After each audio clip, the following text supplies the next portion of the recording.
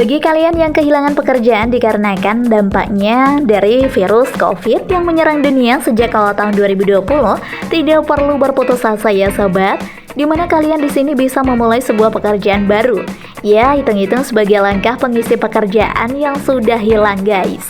Seperti halnya budidaya. Tapi budidaya apa saja ya yang bisa menguntungkan di sini? Modal 5 jutaan bisa budidaya apa ya? Pemula harus tahu.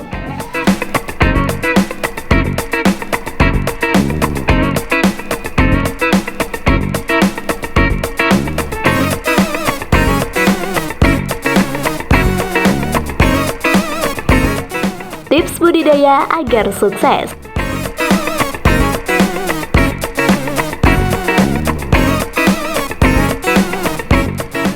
Saat ini memang sudah banyak orang-orang yang mencari pekerjaan tambahan dengan melakukan berbagai macam cara, salah satunya yaitu bisnis kecil-kecilan yang bisa menguntungkan.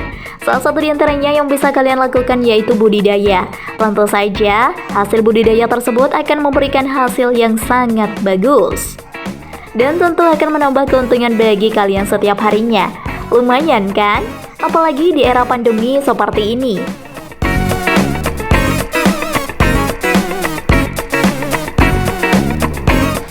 Bisnis sesuai yang kamu suka.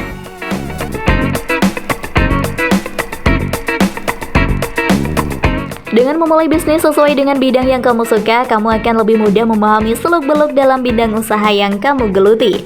Tak hanya itu, menjalankan bisnis di bidang yang kamu suka juga dapat menambah semangat kamu ketika menjalankannya, sehingga kamu bisa lebih enjoy dalam mengembangkan bisnis yang kamu miliki.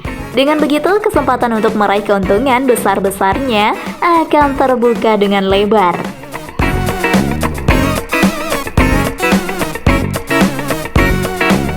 Tentukan target pasar.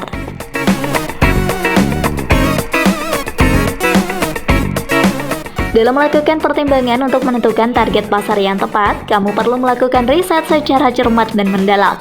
Jika target pasarmu tepat, usaha yang kamu rintis akan cepat berkembang. Dengan menentukan target pasar juga dapat mempermudah kamu untuk menentukan lokasi bahkan harga jual yang layak untuk produk kamu. Dengan mengetahui target pasar yang tepat, kamu juga akan meminimalisir kemungkinan kerugian dari usaha yang kamu bangun.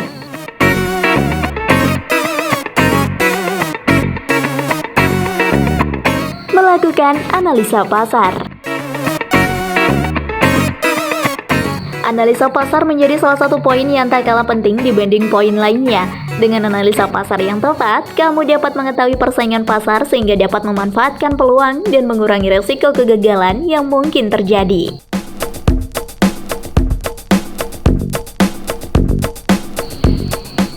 Jangan takut berinovasi. Saat ini segala macam bentuk bisnis sudah melakukan inovasi untuk terus memperluas pasar. Maka dari itu, agar tidak tertinggal, kamu juga perlu melakukan berbagai inovasi agar dapat selalu menyesuaikan dengan kondisi pasar dan juga permintaan pasar.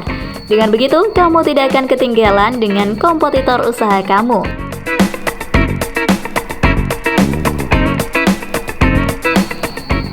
Siapkan modal usaha dan mental. Agar usaha bisnis kamu dapat terus bertahan bahkan berkembang, kamu membutuhkan modal yang cukup untuk mendukung usaha kamu. Selain modal, berbisnis juga membutuhkan mental yang kuat agar dapat menghadapi persaingan pasar dengan baik.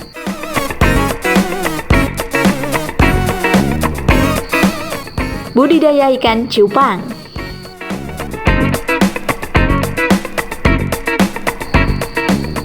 Hanya dengan modal 5 juta saja, kalian sudah bisa memulai budidaya banyak hal loh.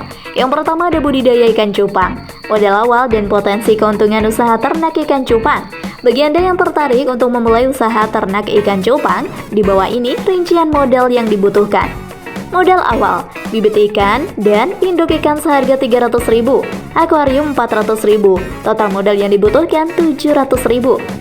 Pengeluaran bulanan, pengadaan bibit 300.000, pakan ikan 200.000, vitamin dan lain-lain 300.000. Total pengeluaran dalam sebulan 800.000. Jika Anda menyukai video ini, silahkan klik like dan subscribe untuk mendapatkan video update terbaru dari kami. Potensi keuntungan yang didapatkan ketika menjalankan usaha ternak ikan cupang cukup besar. Ilustrasi perhitungan di bawah ini bisa memberikan pendekatan gambaran tentang potensi tersebut.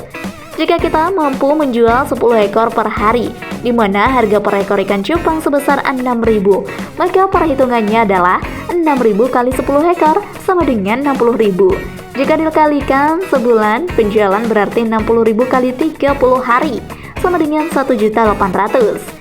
Jika dikurangi pengeluaran bulanan, berarti total keuntungan yang didapatkan dalam sebulan sebesar Rp1.800.000 dikurangi Rp600.000, sama dengan Rp1.200.000. Perlu diketahui bahwa balik modal dan masa pembiakan biasanya membutuhkan waktu selama 3 bulan.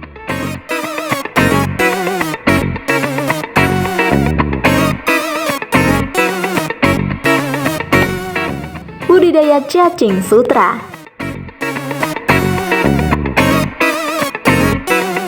Model bisnis budidaya cacing sutra agar lebih mudah menghitungnya, berikut ini kami sajikan beberapa estimasi kebutuhan dana untuk investasi awal. Pembuatan kandang atau kolam dianggarkan sekitar Rp1.500.000, pembelian bibit seharga Rp900.000, pembuatan media atau habitat Rp400.000, peralatan untuk membersihkan kandang Rp50.000, terpal, timba, dan rak kayu dianggarkan sekitar Rp300.000, kotak dan timbangan dengan anggaran Rp300.000, selang dan hand sprayer seharga Rp280.000, peralatan lain-lain senilai Rp50.000, dan masing-masing biaya di atas didapatkan biaya investasi awal senilai Rp3.780.000. Artinya, dengan uang senilai 3 jutaan Anda sudah bisa memulai usahanya. Tinggal beli pakannya saja yang dalam hitungan ini jelas masuk ke biaya operasional bulanan. Pendapatan dan omset bisnis cacing sutra dengan perhitungan di atas, jika dikonsumsi atau diasumsikan bahwa dalam sehari Anda bisa menjual sebanyak 17 kg cacing dengan harga per kilonya adalah Rp20.000, maka didapatkan 17 dikali Rp20.000 sama dengan Rp340.000 dalam 1 bulan. Anda memperoleh uang 30 dikali Rp340.000 sama dengan Rp10.200.000. Laba bersih dan balik modal dengan perhitungan tanpa sewa lahan dan membayar karyawan, berikut ini adalah laba bersih yang didapatkan per bulan. Rp10.200.000 dikurangi Rp2.400.000 sama dengan Rp7.800.000. Dengan laba ini, modal atau investasi awal yang Anda keluarkan sebesar 3 jutaan pun akan langsung kembali.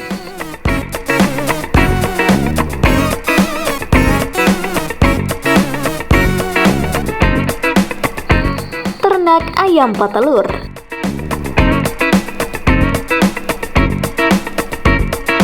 Ada beberapa jenis ayam petelur yang bisa kalian pelihara, di mana ada petelur putih atau ayam ringan. Karakteristik ayam putih sensitif terhadap udara panas dan suara bising. Berat badan tubuhnya lebih ringan dibandingkan petelur coklat, dan paling banyak dijumpai di pasaran petelur coklat ayam medium. Karakteristik ayam coklat sulit dijumpai dan cenderung lebih mahal untuk dibeli. Harga telur pun lebih mahal, ukuran telur lebih besar dan lebih bulat, dan bisa dijadikan ayam pedaging. Peternak yang memiliki kandang koloni atau umparan diharuskan menggabungkan banyak ayam di dalam satu kandang. Alternatif ini dipilih untuk memulai bisnis ayam petelur dengan skala yang lebih kecil. Keunggulan kandang koloni juga bisa digunakan untuk ternak ayam pedaging. Sementara itu, kelemahannya adalah susahnya mencari telur yang tersebar di dalam kandang. Cara berternak ayam petelur terakhir adalah memperhatikan proses panen. Panen telur ayam dapat dilakukan setidaknya 3 kali dalam 1 hari, yaitu pada pagi, siang, dan sore. Walaupun bisa rutin dilakukan, tidak semua telur yang dihasilkan ayam akan memenuhi standar pasar. Berikut adalah cara memisahkan telur berkualitas dan abnormal adalah telur berkualitas berbentuk oval, tidak lonjong atau gepeng. Telur abnormal ukurannya lebih kecil. Telur berkualitas berkulit tipis. Telur abnormal mengambang di air atau busuk. Telur berkualitas tenggelam di air.